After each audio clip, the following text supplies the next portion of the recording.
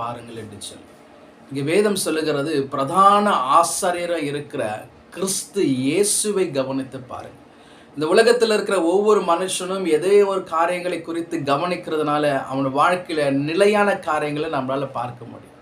மனுஷங்களை நம்ம கவனிக்கிறதுனால, அடுத்தவங்களிடத்தில் நம்ம கம்பேர் பண்ணுறதுனால அவர்களுடைய வாழ்க்கை இப்படி இருக்கு, அவர்கள் ஆசீர்வாதமா இருக்காங்க, அவங்களுடைய வாழ்க்கையில நிறைவான காரியங்கள் இருக்கு என்று சொல்லி நம்ம கவனித்து பார்த்து, நம்ம அவரிடத்துல ஒப்பிட்டு பார்த்து கம்பேர் பண்ணி நிறைய காரியங்களை நமக்குள்ள இருக்கிற கான்ஃபிடென்ட்டே அவங்க என்ன பண்றாங்கன்னா குறைத்து போகிறதை நம்மளால பார்க்க முடியும். வேதம் சொல்லுகிறது, நம்ம யாரை கவனிக்கணும் அப்படின்னா இயேசுவை கவனித்து பார்க்கணும் என்று சொல்லி.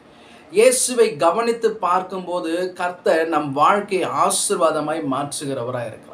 இந்த உலகத்துல எந்த ஒரு மனுஷனும் தன்னுடைய வாழ்க்கையில நெருக்கங்கள், இடுக்கங்கள், பிரச்சனை, பதட்டம் வரப்படும் போது அவன் நிலை மாறுகிறதை நம்மளால பார்க்க முடியும். ஆனால் வேதம் சொல்லுகிறது, இயேசுவை கவனித்து பார்க்கும்போது அவர் இந்த உலகத்துல வாழ்ந்த நாட்களில ஒவ்வொரு காரியத்தையும் அவர் எப்படி ஹேண்டில் பண்ணார் என்று சொல்லி நம்மளால பார்க்க முடியும். வேதத்துல